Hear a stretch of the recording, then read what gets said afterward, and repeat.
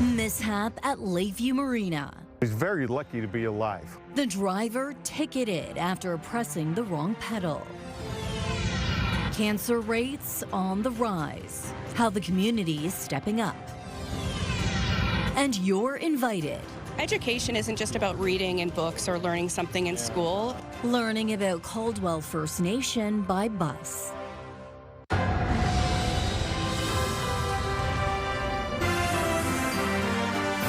CTV News with Stefanie Masotti.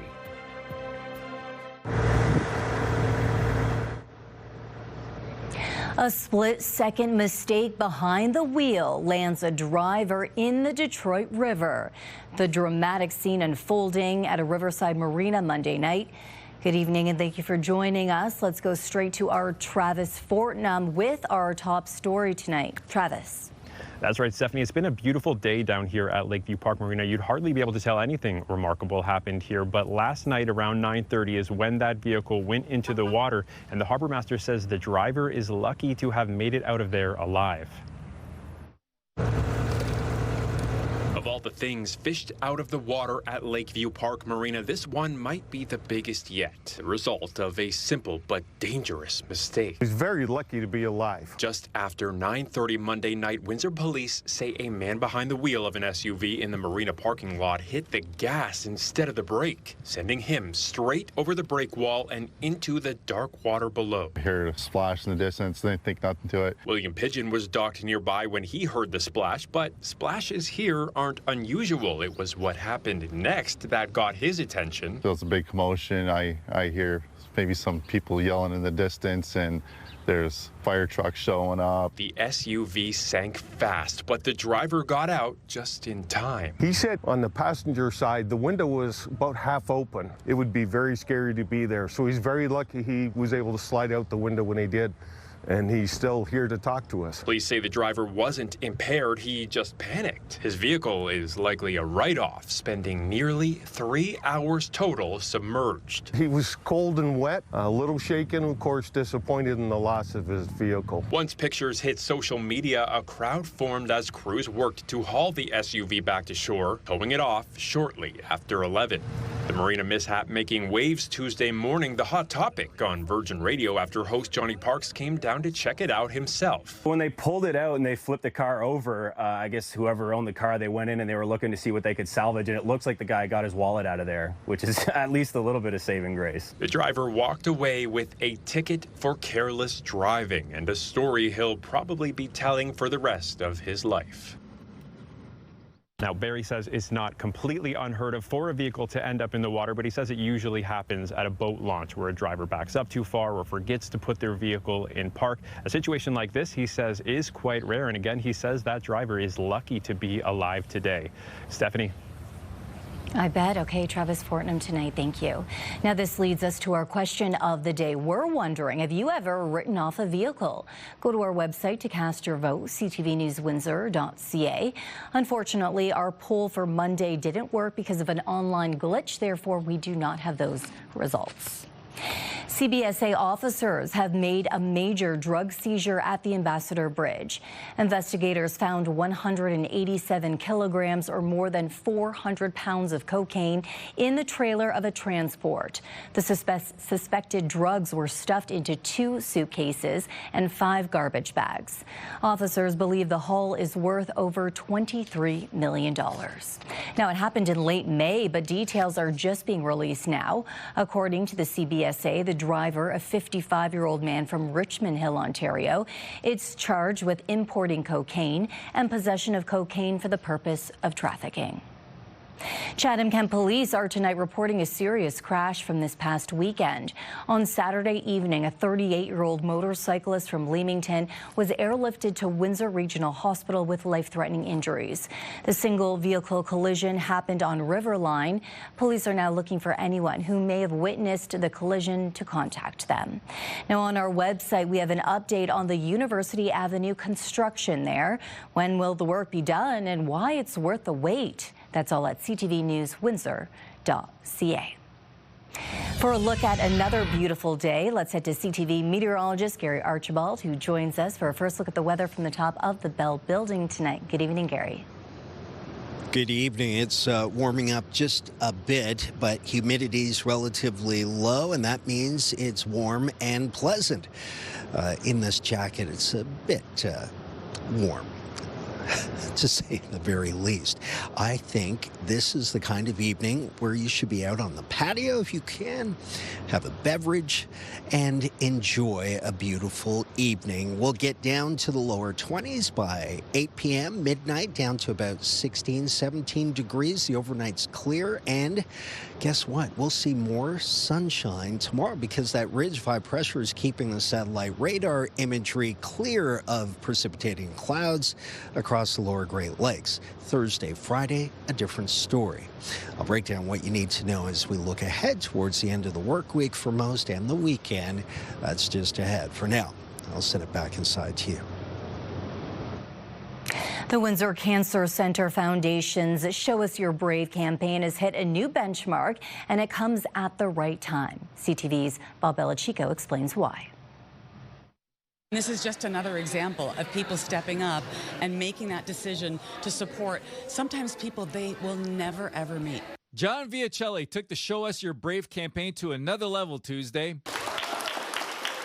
He topped off the campaign, helping it go from $376,000 to the $500,000 mark. I make feel good. That's the only thing I want, to helping people. The money raised from the campaign stays local. We make sure that we're supporting the program and ensuring that they're getting state-of-the-art equipment or supporting the programs that currently exist and ones that will likely unfold. Now, according to Jonathan Foster, VP of Cancer Services here at Windsor Regional Hospital, the need has never been greater. He says in 24-25, there were 5,000 consults for new cancer diagnosis here at the center, with another 116,000 visits across all service streams. That's about a 10% increase year over year that we've seen steadily. Windsor-Essex has one of the highest growth projections for new cancers in all of Ontario. Cancer doesn't stop because the economy changes. Cancer doesn't stop because of uncertainty. We have to show our brave. We have to step up. We have to continue to do it. Foster says the increase is in all ages, with lung, prostate, breast, and colorectal being the most common cancers seen. That's why things like the stem cell program that we're doing, as well as the new radiation bunker, are so important for us to be able to treat these cancers as they come through. Fundraising money through the Cancer Center Foundation has helped support the stem cell program and radiation bunker, which have, in turn, improved cancer survivorship. The best message is to make sure that you're getting your routine checkups with your primary healthcare provider, your NP or your GP. Do the routine screening that gets put out there, because the earlier you get diagnosed, the better your survivorship chances are. Bob Belichico, CTV News. AIM Harrow Farm is asking for patience as the company works away on cleaning wind turbines. What we do is we then have rope access technicians who manually, laboriously clean the blades from all the grease. The product that is used is a biodegradable product. CEO Jenny Richard telling Essex Council the oily, dark substance is a combination of grease and hydraulic fluid. The wind farm in Harrow includes 24 turbines, and cleaning each blade takes an average of just over 1 week, with challenges ranging from the weather to limited labor, as the work requires a specialized skill set. Richard explaining the process can vary widely, with turbines that look clean taking longer than those that look dirty due to the nuisances of the job. So far, crews have finished cleaning 7 turbines. Council also heard additional upgrades to prevent the turbines from leaking are also about halfway done. When it comes to environmental concerns, Richard says there's no reason to believe it's affected the surrounding land.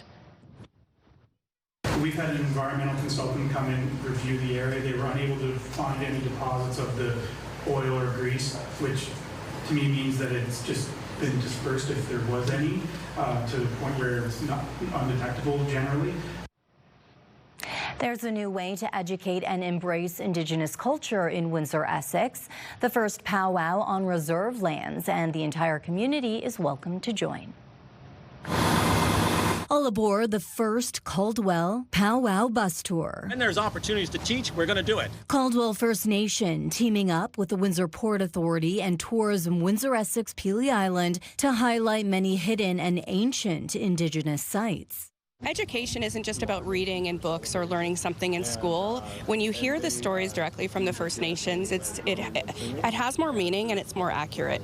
The last stop, the first powwow to be held on the Caldwell First Nation Reserve in Leamington. We're showcasing dancers, our culture, our heritage, drummers, our food, and so it's a time for us to bring people together. It's not just for our community, it's not just for First Nations people, it's for everybody to come and enjoy and learn a little bit about us, enjoy the atmosphere, enjoy everything that the powwow has to offer. The event is scheduled on August 9th and 10th. The bus tour is free, but entrance into the powwow is $10 per person. And what we're hoping to do is plant a little seed with this powwow, and every year watch that it grow a little more and more, and the unity between First Nations and the surrounding communities coming together. Ticket information and departure details can be found on our website, ctvnewswindsor.ca. It really demonstrates that reconciliation is happening today. It's reconciliation in action. It's a Tecumseh first, and it's expected to be a tasty, savory treat for locals. Tecumseh Rib Fest will take place over 3 days, beginning Friday, July 25th until Sunday. The venue is at Tecumseh Arena grounds. It's an opportunity to feast on award-winning ribs, in addition to live music in a family-friendly zone with vendors and games. The bonus is admission is free, and the event is open to all ages. Still ahead on Windsor's News Leader, a federal inmate charged with murder in the death of Robert Pickton. First, Stellantis. Now General Motors announces a steep loss. And tomorrow, a look at the region's stubbornly high youth unemployment rate and the supports available for young people unable to secure a first job. That's tomorrow at 6 on CTV News.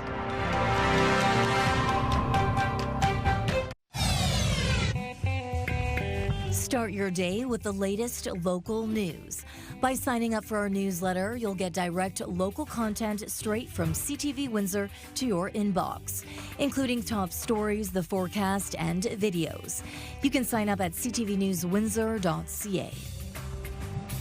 An update on a tragedy that is shaking communities on both sides of the border.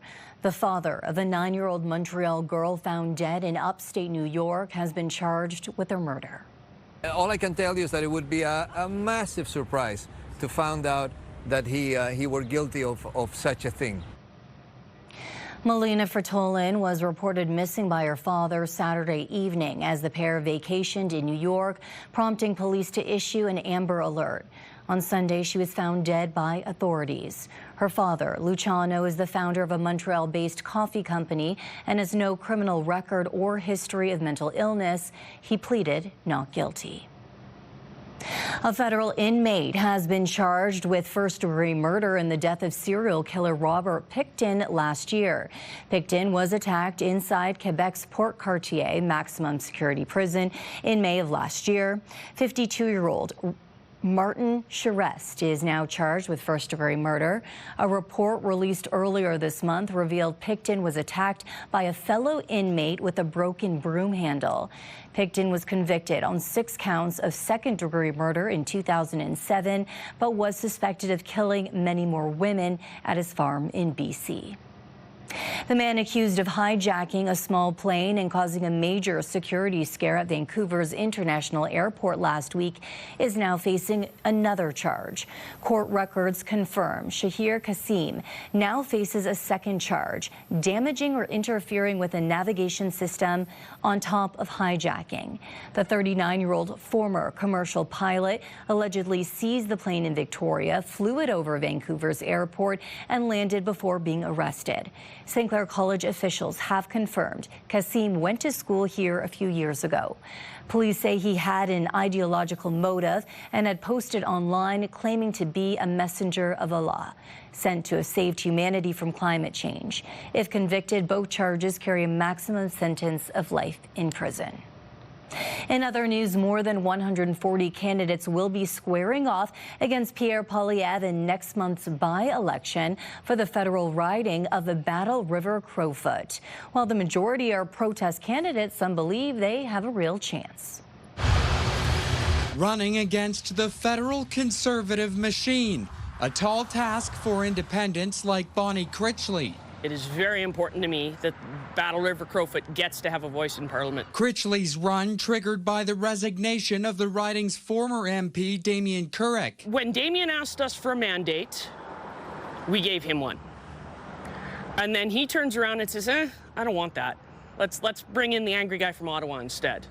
And that just didn't sit right with me. Currick won the riding in April's federal election with more than 80% of the vote. A few weeks later, he stepped aside so Pierre Poilievre could run after the Conservative Party leader lost his Ottawa riding in April. Now, Currick serves as Poilievre's campaign manager. My wife, Danielle, and I decided that this was a way that we could serve our country, serve our province, and serve this region to ensure that those values are fought for by the Pierre Poilievre being back in Parliament as Leader of the Opposition. Sarah Spanier is also an independent candidate who doesn't want to see Poilievre represent this riding. I think it shows fear. If he's coming to the easiest riding, as we are labeled, he, in my opinion, doesn't feel like he can go secure that anywhere else. She knows it's a long shot, but she believes beating Poilievre is possible. When we get into a conversation and they actually take the time to listen and hear what I'm saying, it has turned into signatures. So I just have to do that 100,000 times in a month. Some riding residents are divided on the effect candidates like Spanier and Critchley will have. Absolutely, they stand a chance. They stand a chance to not get Poilievre elected. It worked in Ottawa. It would work here, I hope. It's conservative. This is a conservative, but not totally crazy area. Critchley thinks that may not matter. 82% of the voters voted for Damien. They didn't necessarily vote for the Conservative Party. They voted for the local guy who showed up for them. Voters head to the polls on Monday, August 18th. Merrick Takash, CTV News, Camrose. Prime Minister Mark Carney is meeting with Canada's premiers. What we collectively can most control is building a stronger economy, moving from alliance to resilience and division to unity. The Prime Minister and the Premier are still working to find ways to boost interprovincial trade, as well as find other markets for Canadian goods. This has been a top priority for the past few months now. Trump has threatened to impose that 35% tariff on some Canadian goods starting on August 1st. Ontario Premier Doug Ford said Canada needs to send a strong message to Donald Trump. I've always said President Trump increases tariffs. This is my personal opinion. I don't speak on behalf of COF. We need to make sure we match tariff by tariff, dollar for dollar, and hit them back as hard as we possibly can. There's one thing President Trump understands, is strength. He doesn't understand or appreciate weakness. He will roll over us like a cement roller if you show an ounce of weakness with the president, in my opinion. It's not just Stellantis. General Motors says its second quarter profit so far. The automaker says President Donald Trump's tariffs took over $1 billion out of its earnings in the quarter. The decrease occurred despite strong sales in the first half of this year. GM and other automakers saw a surge in demand this spring from consumers who wanted to beat the tariffs. Automaker Stellantis has reported a multi-billion-dollar loss for the first half of this year, in part due to tariffs, and it may be a glimpse of what's ahead for the rest of the auto sector. It's sure to add to the anxiety being felt by Canadian auto workers, concerned about the future of the production in this country. Here's CTV's John Venevali-Rao. Since last year, this Stellantis auto plant in Brampton, Ontario, has been shut down for retooling that was paused back in February and is yet to resume. And now, with word of the company's financial losses, in part related to tariffs, the workers are understandably worried.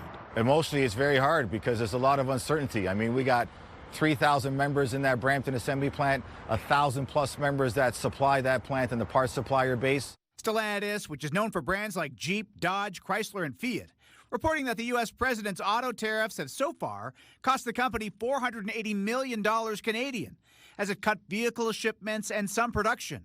And the chief financial officer says the full-year tariff impact could be as much as $2.4 billion. It won't help them, that's for sure. And Stellantis is already in a decent spot of trouble.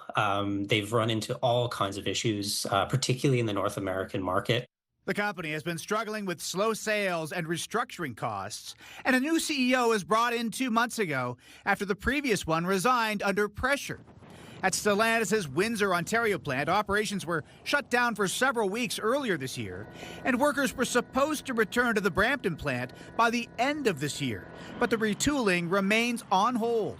Still, Stellantis continues to say it does not change our previously announced investment plans for Brampton. A world with tariffs is unacceptable for us. A world with tariffs puts our plant in a vulnerable position, even more so than it is now. And not only for our plant, but all of Southern Ontario and the whole auto industry. And despite that hefty tariff cost, the union rep remains confident the Brampton plant will make vehicles again, although when is not clear. John Venevalley-Rao, CTV News, Toronto.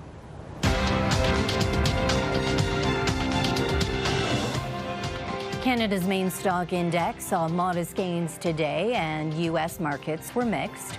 In Toronto, the TSX gained 47 points. In New York, the Dow added 179. The Nasdaq lost 81. The Canadian dollar is up almost a third of a cent today. On commodity markets, gold gained more than $37 an ounce, and oil fell 64 cents a barrel. A Windsor baseball bat company has landed a National League superstar as a real-life tester. Let's look at our CTV News weather snapshot. Thanks to Dolores D, as always, for sending in beautiful, colorful floral images just like this one. Just ahead, will the sunny weather continue along with even warmer temperatures into tomorrow afternoon? My forecast has the answers next on CTV News Windsor. Discussion here at Windsor City Hall. Windsor's top stories. A major project is about to get underway. Breaking news alerts. Severe weather is a possibility. And watch live. Good evening, and thank you for joining us. Download the CTV News app. From moment to moment, things change. Mayday, mayday! We need more crews at this location. CTVNewsWindsor.ca is Windsor's #1 source for online news. Watch every story from wherever you are the moment it happens. Plus exclusive content and must-see viewer video. Don't miss a moment. Windsor's leading online news source, CTVNewsWindsor.ca.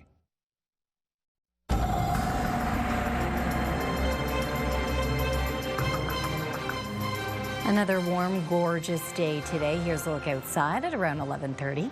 Gary joins me again for an extended look. Gary. Nice, dry, sunny drive.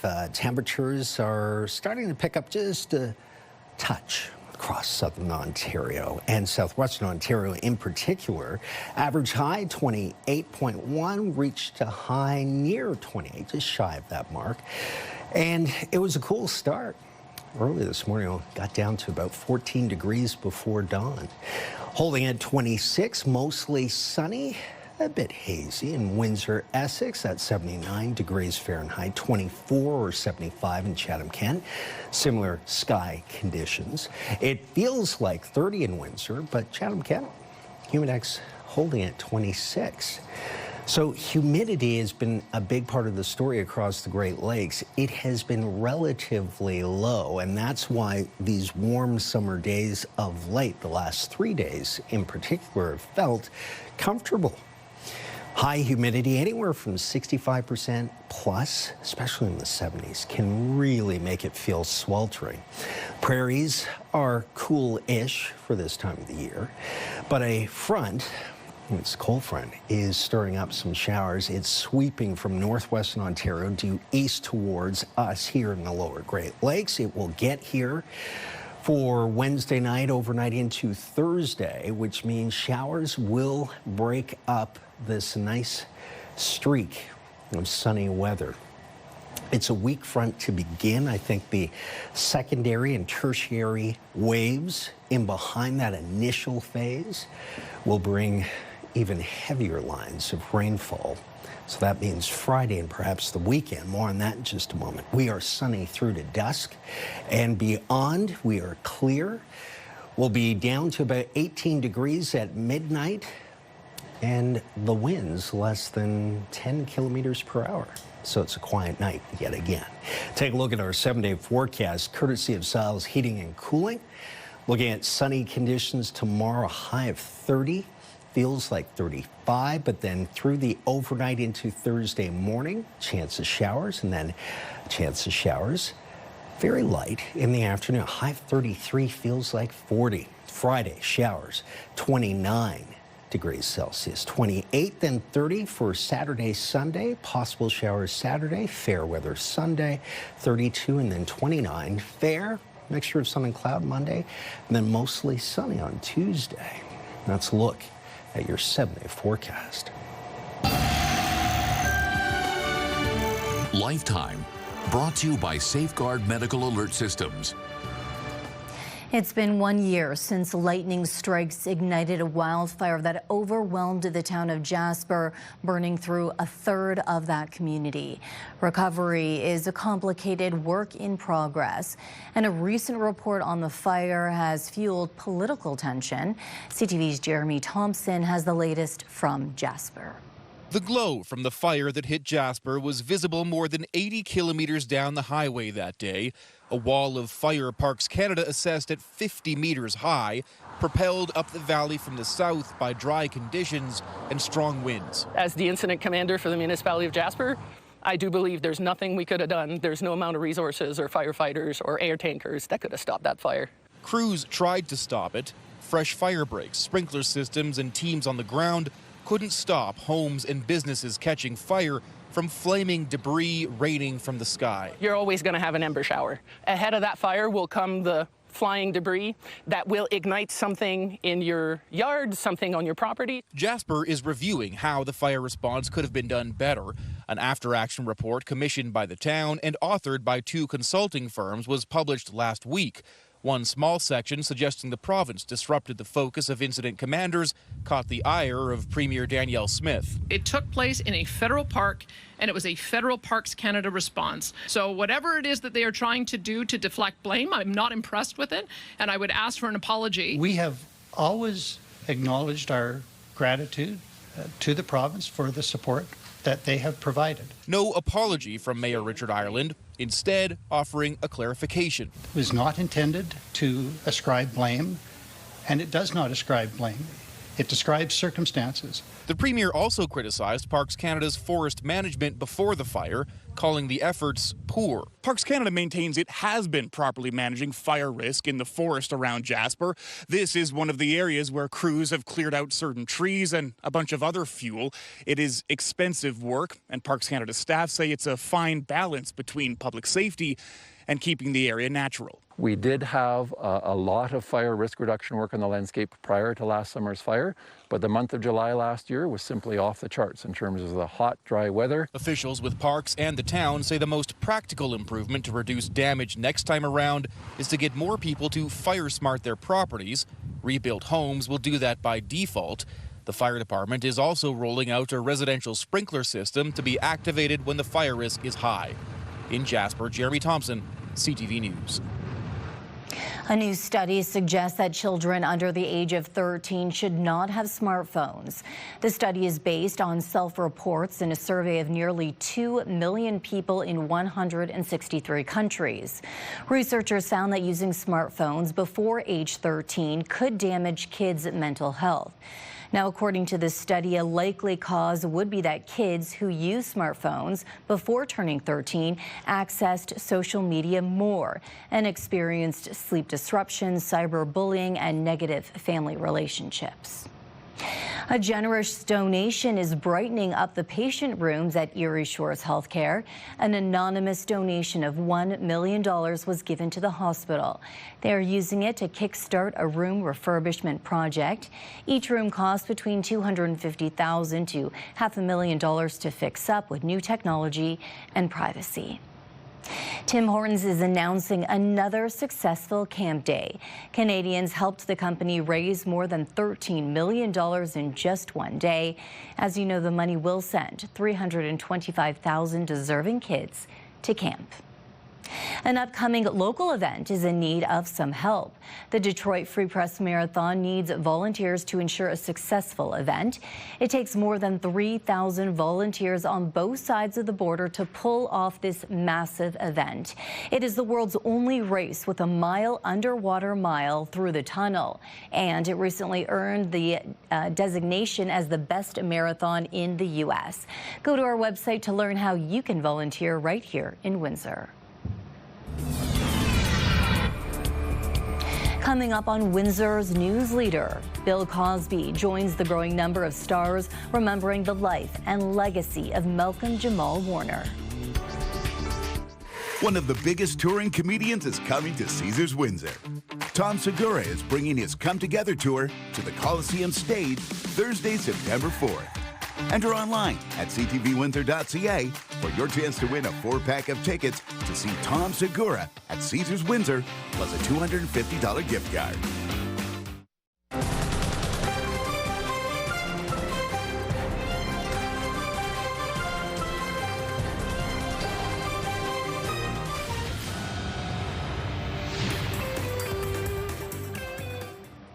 The music world reeling at news of the death of the energetic and controversial Ozzy Osbourne, who rose to fame in the 1970s as the frontman for Black Sabbath.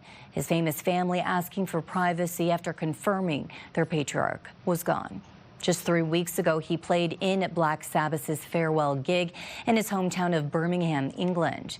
CTV's Heather Wright takes us back over the life of this extraordinary performer. The godfather of heavy metal, the Prince of Darkness. Ozzy Osbourne was a showman, a singer, and later a reality TV star who rose to fame in the 1970s as the frontman of Black Sabbath.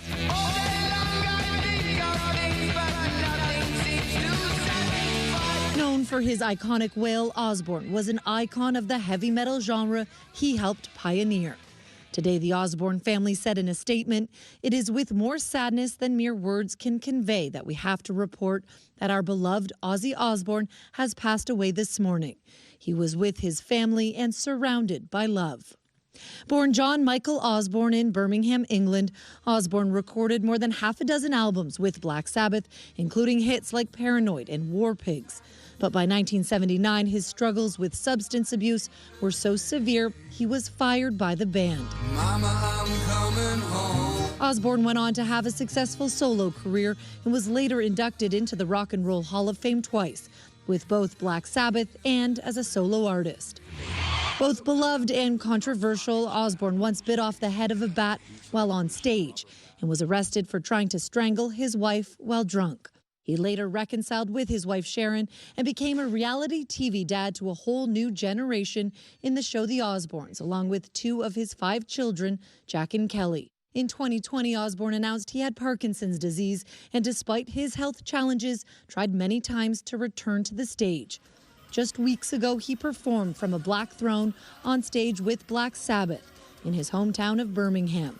It was his first show in 20 years with the original band members, and it would be the last of his legendary life.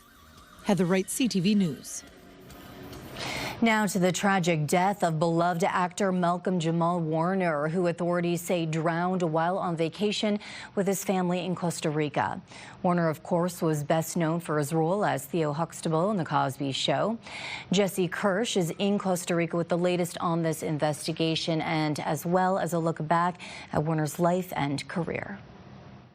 Fans and co-stars are mourning the shocking death of Malcolm Jamal Warner, the actor best known as Theo Huxtable on The Cosby Show.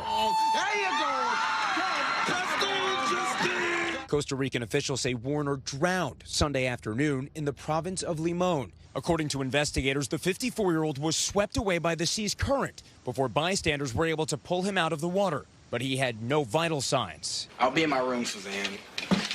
Warner was just 14 when he landed the role that would cement his place in television history. playing the lovably naive Theo Huxtable on The Cosby Show. Look at these sleeves. Over 8 seasons, Warner's coming-of-age antics became a favorite among fans.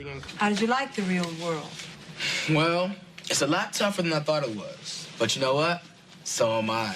Warner stopping by today, just before the show wrapped in 1992. The show has given me a wonderful opportunity to be able to grow and to be able to kind of show what I can do. He later addressed the show's complicated legacy after its star Bill Cosby was accused and convicted of sexual assault. That conviction later overturned. The effect that it had on Black people worldwide can never be taken away. Cosby speaking about Warner overnight, saying he and co-star Felicia Rashad have been remembering Warner. Malcolm was always embracing relationships with everybody he worked with. After his early success, Warner kept acting, including alongside Tracy Ellis Ross in Read Between the Lines. On Monday, she wrote, "My heart is so, so sad. You made the world a brighter place." Beyond his on-screen career, he also worked as a poet and musician, even earning a Grammy. Just last year, he launched the Not All Hood podcast, looking at the experiences of Black Americans, and reflected on today about his life after early fame. And I've got my head on straight, my soul and dignity is intact. Like, I've had a really wonderful journey. In one of his final Instagram videos, Warner sending an uplifting message to his fans. Just wanted to remind you, as I remind myself, that no matter what's going on, there's always a reason to smile. Peace and love, and I'll be back soon. Local entrepreneurs took a swing with their bats and have landed Blue Jays slugger Vladimir Guerrero Jr. Ryan Lapensee, co-founder of Backyard Bats, and Paul Amantia visited the Jays superstar last weekend. He's thrilled to have landed Guerrero Jr. and is still working on getting the Detroit Tigers interested in their bats. With the Jays visiting Detroit for a 4-game set starting Thursday, the Tigers will get a first-hand look at Guerrero's new weapon. The bats are manufactured in Troy, Michigan, which may give the Jays an opportunity to drop in for a visit. The potential of they might come to the shop, right? So it'd be amazing for them to come in and kind of see the process, and if players need tweaks here and there, having Paul be that master bat craftsman and be able to do that on the fly for them, it's very exciting for us. To our viewers on TV and listeners on AM 800, we want to hear from you. Text us your comments or news tips to 10400.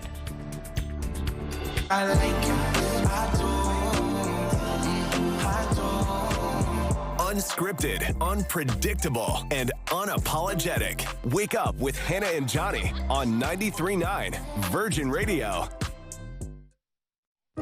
This is your CTV Windsor Our Community Calendar. Join us for the most unique run walk in our area. Sunday, July the 27th, the Run with Responders 5K celebrates and honors our local first responders. See you next time on Our Community. It's time to check in on what's happening now with Melanie Kentner. And Melanie, more on that marina mishap. That's right, with a driver winding up in the water after accidentally hitting the gas instead of the brake. It happened around 9:30 Monday night, and crews were able to pull the SUV out just after 11. Harbor Master Peter Berry says he spoke with the driver on scene, who was very shaken up. He says this is just an example of how important it is to be careful around water at all times, even when driving near it. We had a good outcome in the fact that the man was able to walk away. Scared, yes. Cold, yes, but still alive, and that's the most important thing out of this accident. But you really, when you're parking around water, you've got to be 100% certain of your vehicle, because most times there's no coming back from this. We've got more details online at ctvnewswindsor.ca. And we've also got a story online, Melanie, with local results from the 2024 Crime Severity Index. Yes, the StatsCan report tracks the volume and seriousness of police-reported crime across the country. The latest data for Windsor and Amherstburg shows overall the CSI rate has decreased by 5%. However, violent crime is up by 3.1%. The non-violent CSI dropped by 8.7%. You can look at all the stats on our website. And in our social spotlight, here's another version of fast food.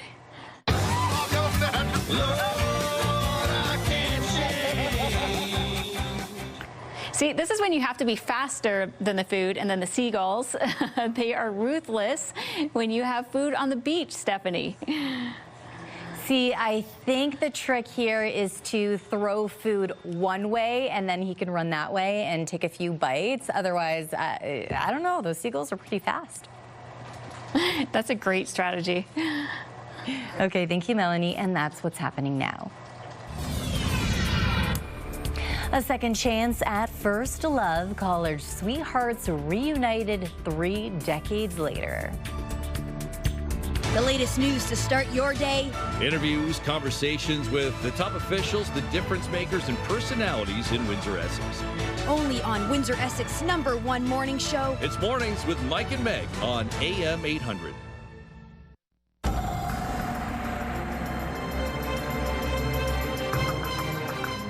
Another gorgeous day of blue skies. Absolutely loved it today. Yeah, it was pleasant, a bit warmer, but still humidity levels relatively low, so it felt comfortable enough to be outside and not perspiring a lot and just enjoying it.